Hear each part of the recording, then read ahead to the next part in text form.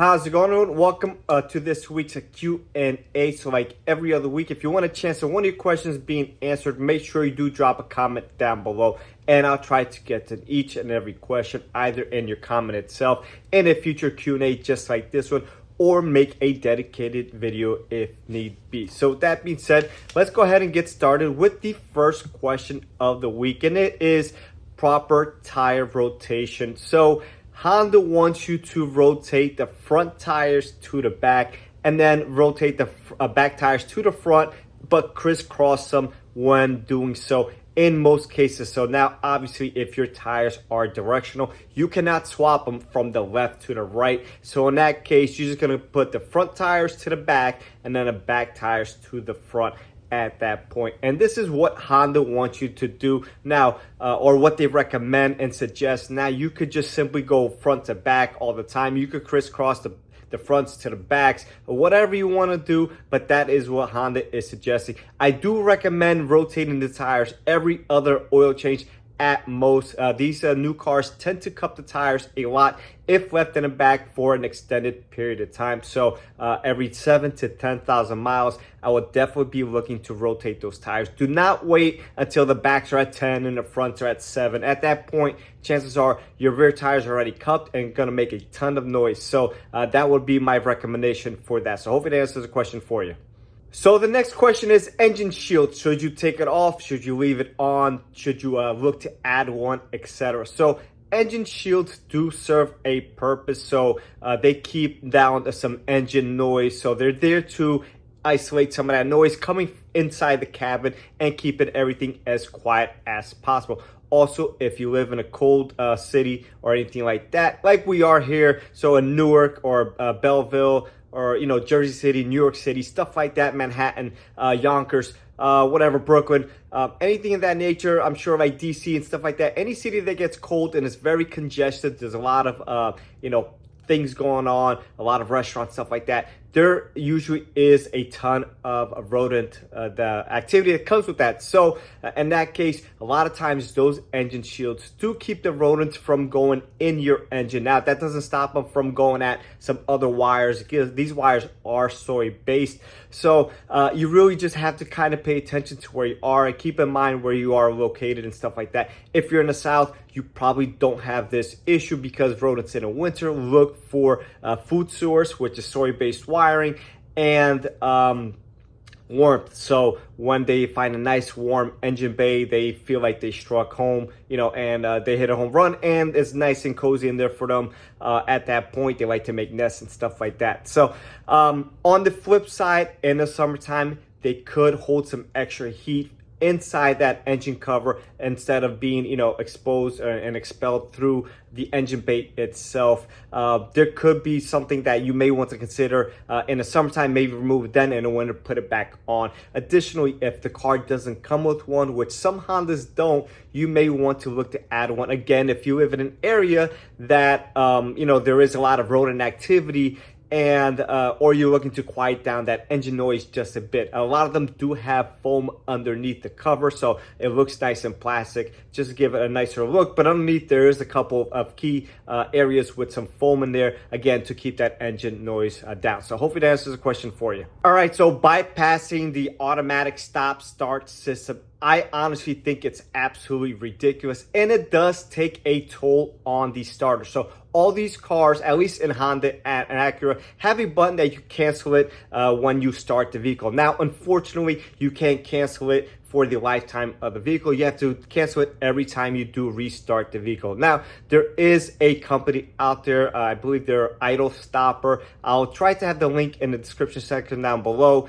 And they do offer, I believe, a kit for basically every Honda that does have this feature.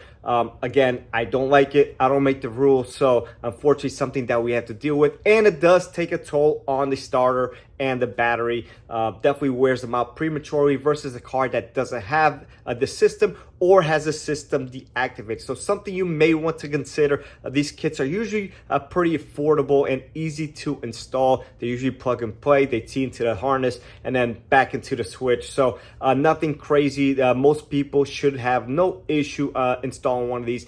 if you wanted to do so, and I would highly recommend it. I don't have it on my vehicles. If I put my TLX FS in Sport Plus, for sure cancels the system. I may even cancel it in Sport mode. So typically I drive in one of those two systems. Sometimes I'll drive in Comfort. In that case, I just hit the button. On my 19 Pilot, I just hit the button every time.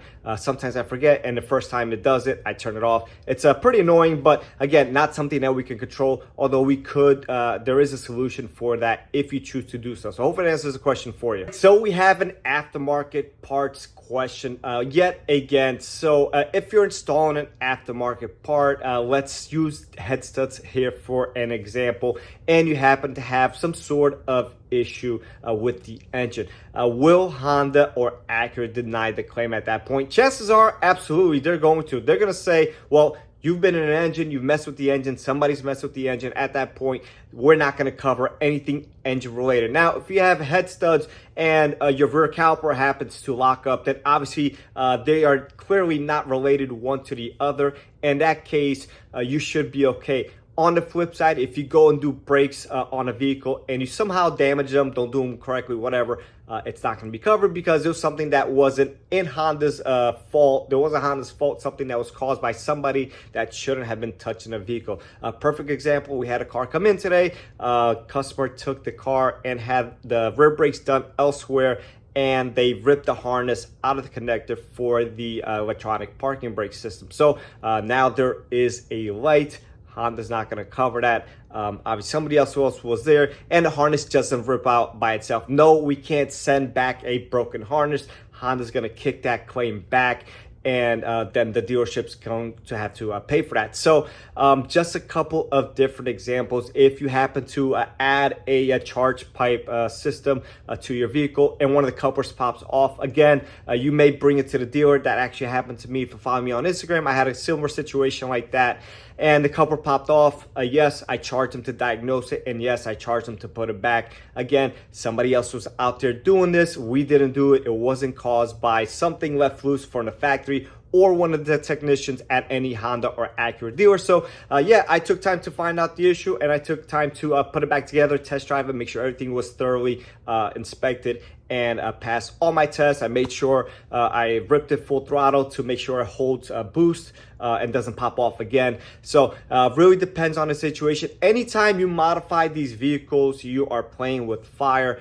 Some dealers are a little bit more lenient than others. At my dealership, the manager, the dispatcher, a lot of technicians, we are car guys, right? So we ourselves modify our cars. So if you're honest with some of these dealerships and say, hey, I modified it, I'm not sure. They might charge you a small fee. Maybe they'll look you out. I'm not sure, but it's going to be a dealer by dealer situation. But chances are, if you're honest with them, they might, just be more willing to help you. If you come out straight and say, nothing, the car was never touched, I don't know what happened, and you just, come in there aggressively, then chances are they're not going to be as willing to help you, and they're going to charge you for whatever they find. So hopefully that answers the question for you.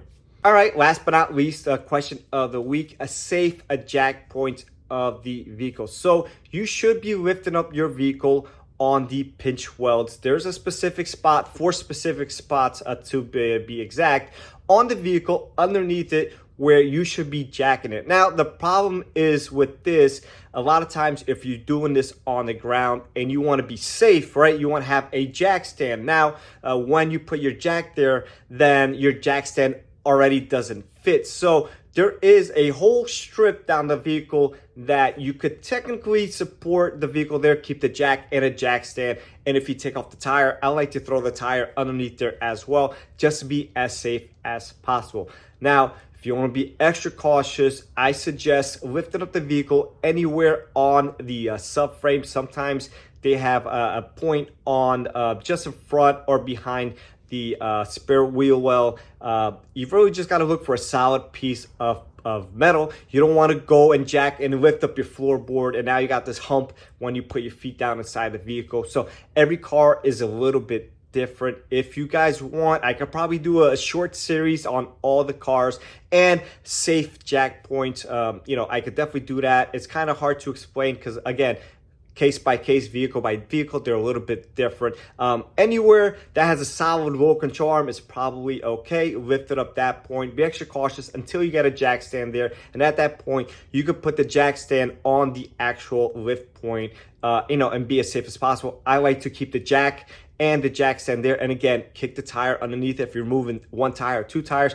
Put the tire underneath the vehicle. Back in the day, a couple years back, Harbor Freight had jack stands failing. So you can't trust some of this equipment, right? You never know when the equipment's going to fail. So you want to be as cautious as possible. You have the jack stand, and Lord forbid any of those or both of those fail or tip over and cause like a domino effect. You'll have the tire there to try to keep you as safe as possible and give you at least some room that your lungs can work and you can breathe in and out until some help gets to you.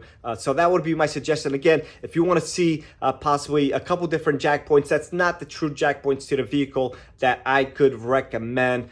Make sure you drop a comment down below, and I'll try to do a short series on a couple different vehicles just so you guys can see a couple different scenarios. So with that being said, I'll catch everyone on the next one.